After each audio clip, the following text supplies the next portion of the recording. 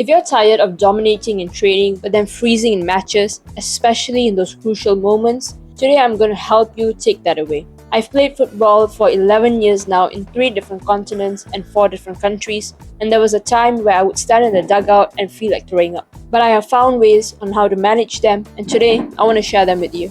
Now, this first one is going to take away 90% of your anxiety almost instantly. And when I did this, I got rid of my anxiety without even me fixing the problem yet. Now, whenever we get anxious or whenever we get nervous, we think of it as this big, massive thing. We think about a trial and we feel afraid. We think of a match and then we get butterflies in our stomach and our heart starts racing. But what are you truly actually afraid of? Because Kobe Bryant once said that if you've done it 1,000 times in training, in the match it's only one more. So why are you actually afraid? And the answer is, it's because you don't know what you're actually afraid of. Think about it for a second. Whenever you think of a match, you think of it as a whole. You have this vague sense of an idea of what it could be like. You think that you fear the overall game, but that's actually not true because there's a very specific part of your game that you fear and that you have not mastered, and because of that you think that your entire game is fucked up, but it's not fucked up. You think of it and you get afraid, you have this performance pressure, you feel like you need to do well. But if you have put in the shift in training, why wouldn't you do well in a match? And the answer that I got when I asked myself this question was a simple piece of advice. And that advice is, fear is always in the vague, never in the specific. I want you to try an exercise, and this was the exercise that got rid of 90% of my anxiety when I did it. Think of a match or a trial that is coming and ask yourself, is there a part of my game that I'm not confident with? Is there a part of your game that you are most likely to screw up? And when you do have that, think of that scenario in detail. When I did this exercise, I came up with 3 things. I was afraid that I wasn't fast enough to run down the wing. I was afraid that I wouldn't have enough stamina to last the trial. And I was afraid that I wouldn't be able to pluck the ball out from the air with pressure on my back. So let's take the speed as an example and see how to get into the details of combating this fear. I play on the wing, and so I was afraid that if I had to run down the wing and the fullback was faster than me, she would get to the ball first. Now that was the worst case scenario, but is there a way to combat that? Well, yes, because instead of running down the wing, I could actually take that fullback on a 1v1. And I trust my dribbling, so I do trust that I can dribble past her and I can play it into my striker. Or I could dribble past her and then let my fullback overlap and then play the ball into her. And I did this exercise in detail with all 3 of my fears, and I kid you not, the butterflies in my stomach, they just vanished. I hadn't even solved the problem yet at that time, and my anxiety just went away. So try it for yourself, go into the details of what the worst case scenario could look like, and I promise you when you do reach there, you would realize it's not as fearful as you thought it was.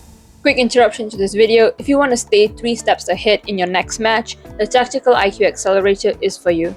Within your next 2 to 3 match reviews, you'll be able to spot patterns earlier on the pitch, and you'll know exactly when to speed up or take control of the play.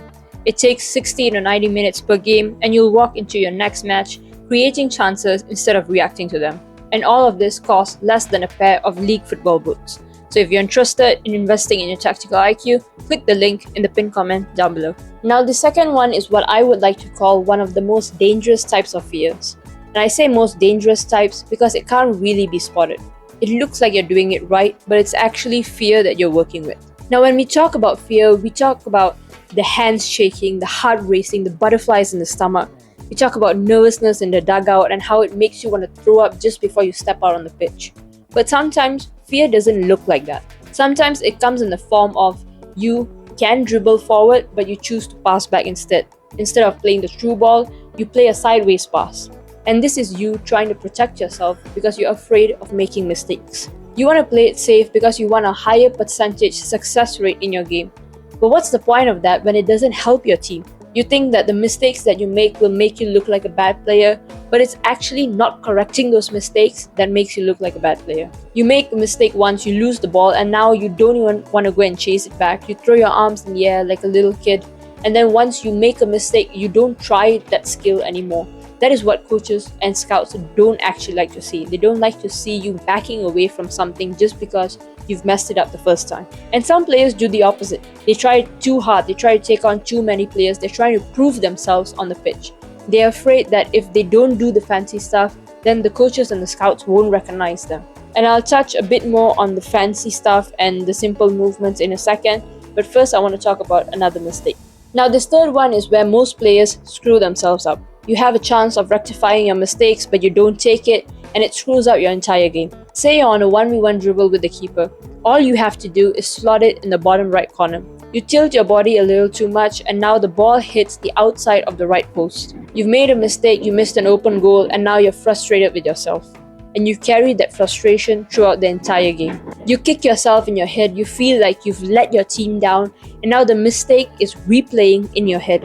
And because it's replaying in your head, now it also affects your decision making and your next move. You screw up the next one, you hate yourself even more, and now you feel worse. Basically, what I'm saying is, you're letting your mistakes compound. What you have to realize is that one mistake is not connected to another. There is no move in the game that is connected to the next. All of them are standalones. It's only when you let them be connected to one another that you build momentum that allows you to ruin your game. When you score a goal, there are two types of emotions that can appear. One is you tell yourself, I scored a goal, this is amazing, I'm going to do it all over again, and this helps you gain momentum in the right direction. Or two, you could say, well, I'm going to have to do that all over again. And the same is with mistakes. Don't just give it one emotion. You're not a terrible player just because of a mistake. You just made a terrible move. Let your positive moves compound and let your negative moves be standalones. Now, this next one is just a truth that you have to accept. No matter how many games you've played or how many games you're going to play in the future, you will feel nervous. Everyone feels nervous, especially in their big first games. And you just gotta learn to play with nervousness. Now, I said earlier that we're gonna come back to the simple and fancy moves, and here's how we're gonna do it properly. If you're going into a game nervous, always start with the simple moves to help you build confidence. Make 3 simple passes. Once you get that down right, then move on to something a little braver. Test your direct opponents. If you're playing on the wing, try to beat the fullback in a 1v1. If you're playing as a center defensive midfielder, try to play those through balls. See what happens. If you make a mistake, rectify it, correct it. Always remember that the mistake is not the problem. Not correcting the mistake is the problem. If you make too many mistakes and you're starting to lose your confidence, go back to making 3 simple moves until you regain your confidence, and then you can try something braver once again.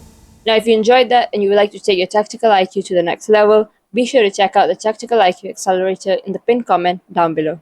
Thank you for watching. I hope you've gained something valuable from this video.